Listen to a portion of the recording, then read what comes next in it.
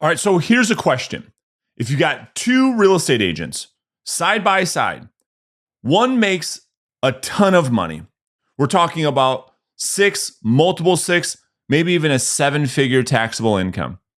And another agent that's right next to them in the same market, the same company. Both have been in the business for the exact length of time. And that one is struggling to stay in the business. Well, what's the difference? They got in the business the exact same time, they're exact same markets, et cetera, et cetera. What's the difference? And so when I ask groups of agents this question, I get answers most of the time. Well, agent A is operating, or they know how to do something that agent B doesn't know how to do. And so I'm going to explain A, why that is not the case, and B, what actually is going on. How can it be that agents have such a discrepancy? How is there such a mass difference between call it the 10% that make 90% of the money, while the rest of the 90% struggle to stay in this business? Let's get into it. So let me share this with you. I want to talk about the first concept that I just asked you guys about. So you have agent A and you have agent B. And agent A, we'll just say, makes $250,000 a year. And agent B, who we'll say is struggling, right? Maybe they're making $20,000 a year. I mean, they're going through their savings, they're blowing through savings, but they're operating. Their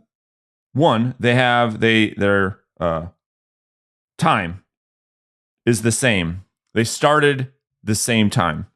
Number two, they are in the same market, same company. And this other thing is, okay, well, it's because agent A knows something that agent B doesn't know. Agent A knows how to do something that agent B doesn't. Well, here's the challenge. I'm going to challenge you with that thought. What if that variable was also the same? That the info that they operated from was also the same. You see, if you think about it, how can two people read the same book and one get great results from that book and one not? How can two people go to a seminar over the weekend and one get great results and the other doesn't? How can two people go through the same coaching program and one get crazy results and one doesn't? How can two people go through the same online course and one person excel and one person doesn't, when they're operating with the same exact information? You see, I have a front row seat to this all the time.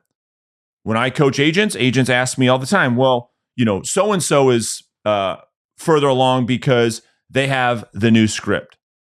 Okay, fine. So you're telling me that if you have the new script, that everything else is going to take care of itself. That if I give you these magic set of words, that all of a sudden your business is going to turn around. That's what you're saying. And of course, I give that agent the new scripts and nothing changes. What's happening? Let's talk about that. So, people that succeed at the highest level, it has nothing to do with what they know. It has nothing to do with the tactic, the strategy. It has nothing to do with any of this information that people that don't yet have extraordinary results believe that it is. And so that's why they search for weeks and months, trying to find this magic answer, trying to find the secret. Well, what do they know that I don't know? And that's not the thing. Let me show you what it is. High-level producers operate from a set of beliefs. And those beliefs, and I'm going to share with you in just a second, the beliefs, the mindsets, the set of standards that high-level individuals operate from. I'm going to share those with you guys in just a second. But the difference between those that excel and those that don't is they operate from a belief standpoint that those that don't get results don't operate from. Watch. Because of these set of beliefs, these set of mindsets, these set of standards, if you will, that allows them to get into action. This allows them to take massive action towards their goal based on a set of beliefs. Beliefs drive action. They drive behavior. In other words, this is them doing. And so part of the equation is this connection right here between beliefs and action. That's why when you give somebody, let's just say, well, the one that thinks that it's well, I don't know what he knows, or I don't know what she knows. And it's like, okay, if you believe that that's the missing link, then here you go. Here's the magic formula. Here's the magic potion. Here's the workbook on exactly how to do a mega open house. Here's the workbook on how to do a seller funnel. Here's the workbook on how to do the listing presentation. Here's the workbook on et cetera, et cetera. But there's still a missing link. They don't actually do anything. Well, why don't they do anything? Well, because they don't operate from a set of beliefs. And then once they get into action, this drives skill. This is the technique. This is the tactical piece. This is the thing that everybody wants. Wow. If I could only talk like she does, if I could only respond to objections the way that she does, if I could present like he does, then I'll get those results.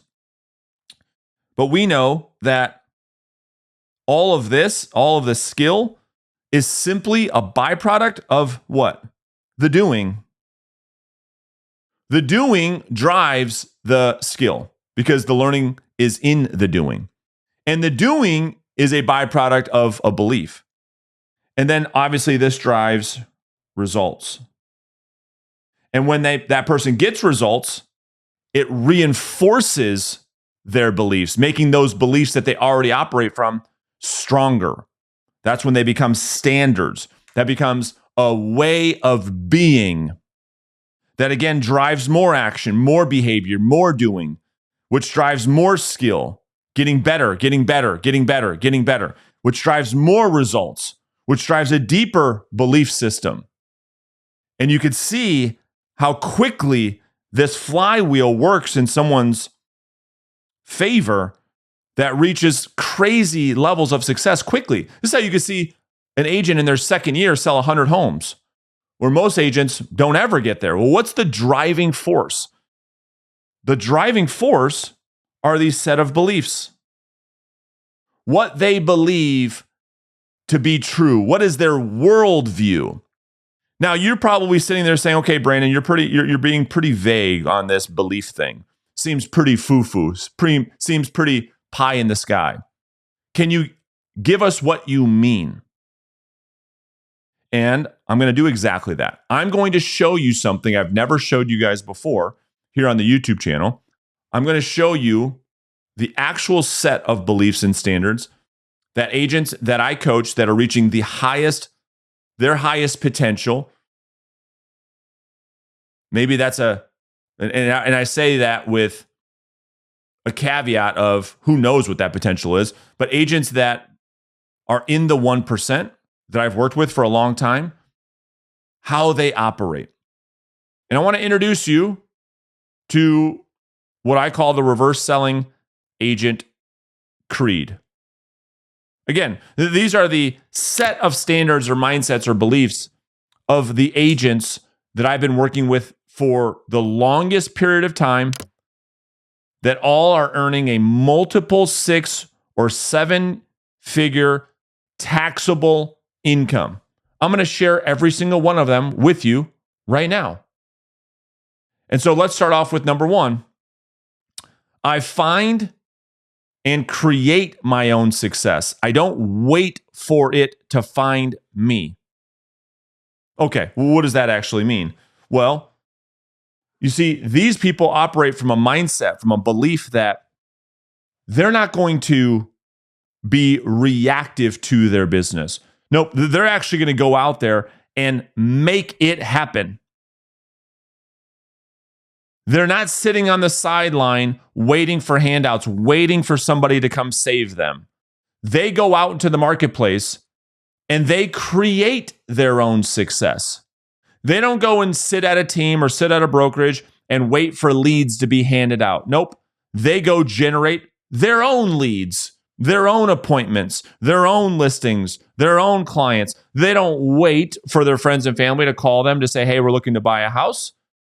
They go and proactively generate opportunities with those people and find those people that actually want to buy and sell a house.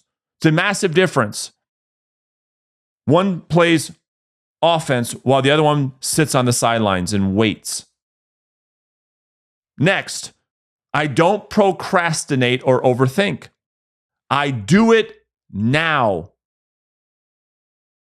No, these agents that generate these large incomes, they don't have creative avoidance like those agents that don't make any money have, that overthink everything, that procrastinate on every single project. We know that procrastination is simply a form of false perfectionism, yes? And those people that are trying to make everything perfect are simply, it's procrastination in disguise. They overthink things. They have creative avoidance. They're trying to create things so that they don't have to do the actual work. Versus those people that are high achievers in this business, they don't do any of that. They don't worry about things if they're not perfect. They don't procrastinate. They don't overthink it. They don't second guess it. They do it because the learning is in the doing. Do they make mistakes? Yes, they make mistakes. Is not everything perfect? Of course, nothing's perfect. But they iterate and they get better over time. Next, I'm not looking for the path of least resistance. I do what it takes, even on the days I don't feel like it. Now, what does this actually mean? This means discipline. This means doing the things you said you were going to do, even on the days you don't feel like doing them. This is you showing up day after day, putting in the work as a self-employed entrepreneur, because what we know is that most agents, that's their biggest issue, is no one's holding them accountable. And so they operate purely based on feelings. I'm going to prospect on the days I feel like prospecting. I'm going to go into the office on the days I feel like going into the office. And we know that most of the time, people live life in these spurts of motivation, very, very short-lived. So they only feel good a very short amount of time. So therefore, they only do productive things very, very infrequently. But not the top producer, not the people that are generating the highest income in this business. They show up day after day after day. It's called persistence. And they do it every day. Next, I want more business, but I'm not desperate or needy for more business. Big difference. Yes, I'm out there every day generating new opportunities. I do want to grow my business, but I'm not desperate to the standpoint where I'm going to go there and take overpriced listings with unmotivated sellers at discounted commissions in 4.5 hours away from my market, because I'm so desperate for business that I reek of commission breath. And I'm not needy for it. And therefore, I make good, sound business decisions to serve my clients and my business. And so when I show up as a professional. And therefore I am able to work with great clients that can see that. And I leave all the other business, all the crumbs for the desperate, needy agents to take what they can get. Next, I'm not attached to the outcome. I'm attached to the process. Another massive belief. I'm not attached to the outcome. And so therefore, on a prospecting phone call, I have no problem disqualifying the prospect and asking them difficult, challenging questions to find out the truth, because I'm not scared of the truth. If someone is not going to do business with me today, I want to know now, because I'm not attached to generating the lead, setting the appointment, etc. When I'm on a listing appointment, I'm not attached to the seller listing the house with me or not. And so therefore, I'm willing to shoot the seller straight. I'm not attached to what happens on the phone call. I get a lead, I don't get a lead. They answer, they don't answer. I get an appointment, I don't get an appointment. I have a good conversation, I get hung up on. I don't care. I'm attached to the process that leads me to the outcome that I want. And those that are attached to the thing, the outcome, when they don't get it, the process falls apart. And so therefore, they're never able to get to their desired outcome because they don't understand that it's actions before outcomes. Next, I'm a master of my craft. This is a sales business. We are in the business of communication. And agents that make a high income work on it all the time. They become a master of communication, a master of asking questions, a master of the Socratic method, a master of helping those they serve discover for themselves that working with them is in their best interest. They convince nobody. They're not in the business of convincing anybody to do business with them. They're in the business of mastering their skill of communication such that they're able to help people discover for themselves the best decisions for them. Next, I surround myself with winners. There's no place for vampires or victims in my life. Well, this is a really simple concept. Winners win because they're surrounded by winners. And those that bitch and complain and sit around the water cooler are all at the bottom of the leaderboard, are they not? They're all at the bottom of the production board. They're just buying their time before they're out of this business. And so those that have a positive belief that they will win make no exception to allow vampires and victims to suck the positive energy out of them. They don't allow themselves to be around those victims that make excuses. They surround themselves with people that are winning at a high level.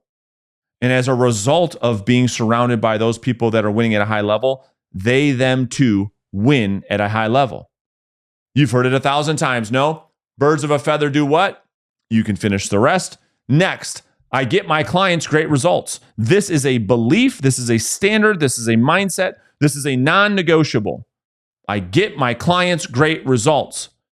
When you operate from this belief, you're able to communicate with conviction, with passion, with confidence. But if you're sitting there and you're doubting yourself and you've got this imposter syndrome and you're saying to yourself, well, geez, I don't know what to do if I were to get a listing. Hell, I wouldn't list my own home with me. Well, that's a very difficult mindset to operate from. No wonder why you have a tough time going out there and prospecting every single day looking for listing appointments. No wonder you don't go on a lot of listing appointments because you say to yourself subconsciously, well, if I go on an appointment, what would I do? Because what do I have to offer? versus operating from a place of knowing that you bring value. Next, I tell the truth even when money is on the line. I tell the truth even when money's on the line. Well, what does that mean, Brandon? That means that you tell sellers the truth. You don't BS them. You don't make things seem better than they are.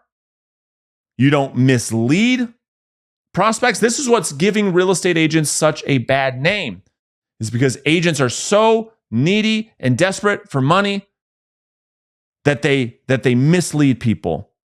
They lie to people. They tell things that aren't so. They make things seem better than they really are. They never shoot people straight. They always twist the truth. Always. The top producer shoots sellers straight.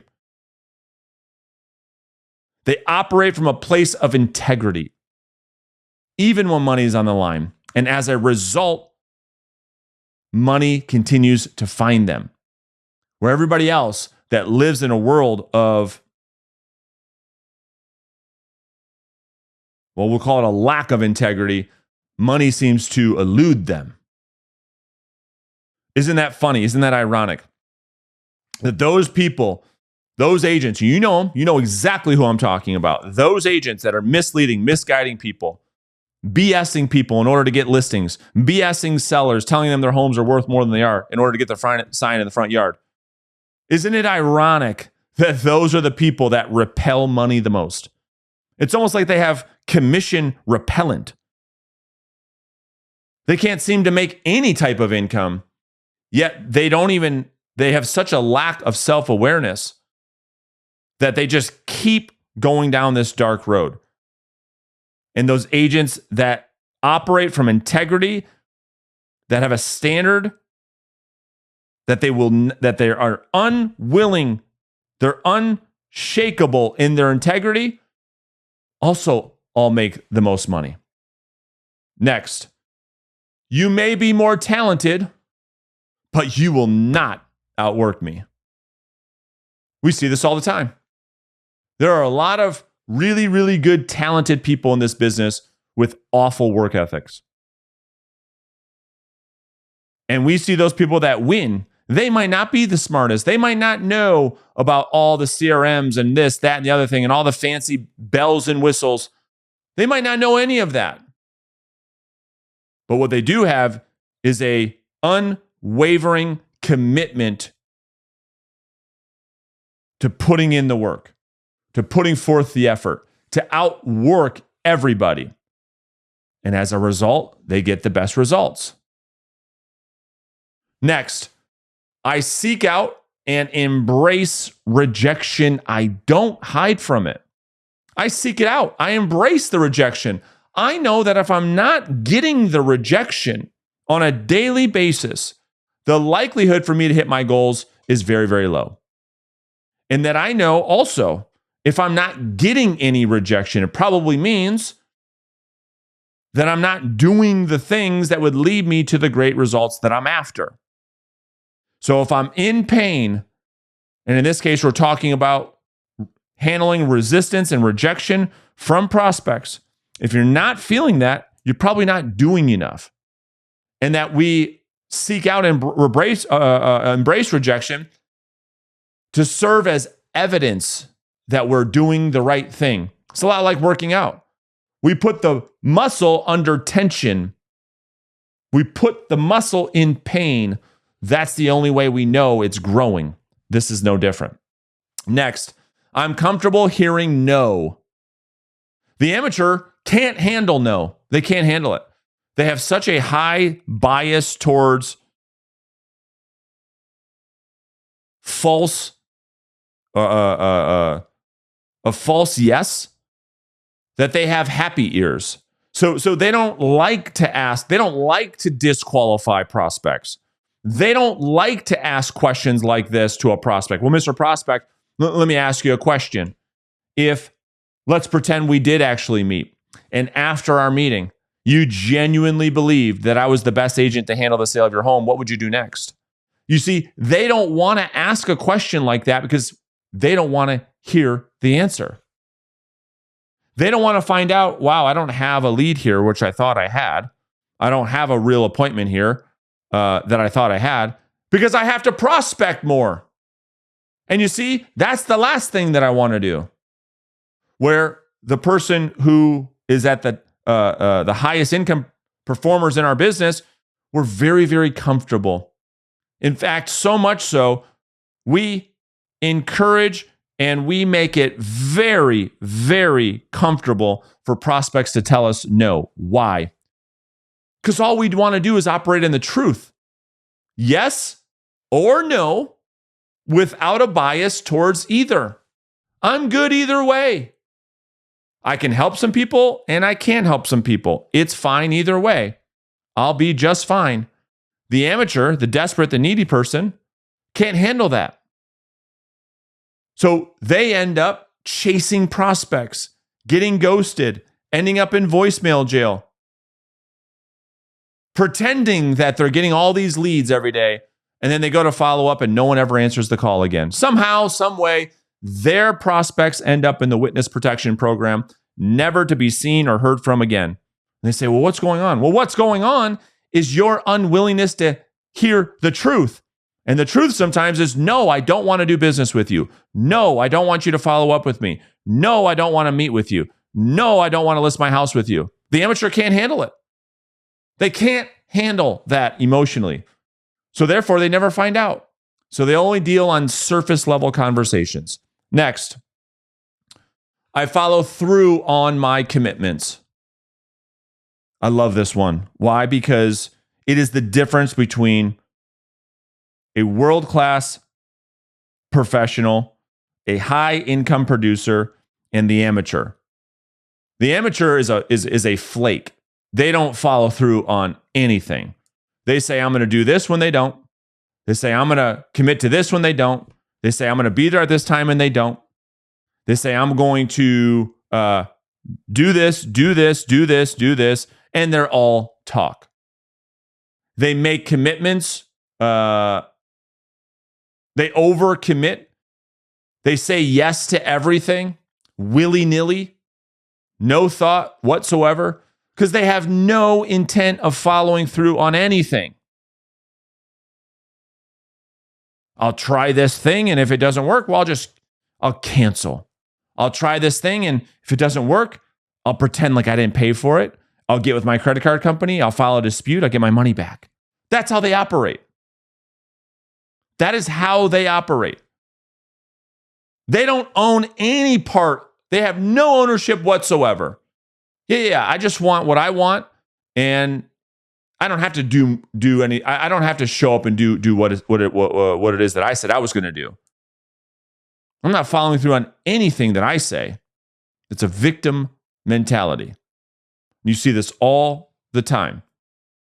You see these people make agreements that they break all the time. All the time. Hey, I'm going to get into, I'm going to join this mastermind. And while it's every Saturday morning, we have a cup of coffee. They show up twice and then they're never to be heard from again. Hey, I'm going to get this role play partner. I'm all excited to get this role play partner. Hey, let's role play every morning at 7:30. They do it for 3 days and then they flake out. You see it all the time.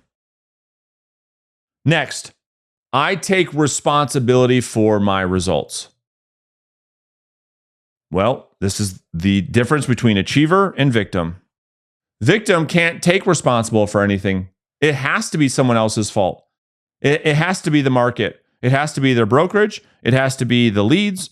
It's everything but themselves. They cannot. These are the people that,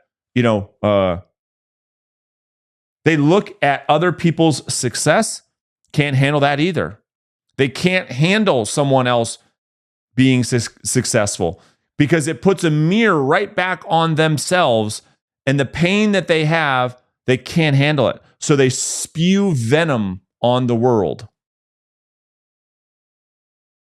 They cannot own their own reality. They cannot come to take the responsibility for the lack of their own results.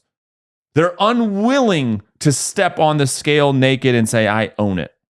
I did this. They can't show their actual bank account on Instagram and say, I did this. They have to lead everyone to believe they're more successful than they are because they're unwilling to take responsibility. And therefore, they never have any power over their life. They're powerless. And therefore, they operate from a mindset of not being able to do anything about it. They're a victim. They're trapped. Versus those that win at a high level say, everything's my fault. Extreme ownership. Everything is my fault. And therefore, I have control to make it better.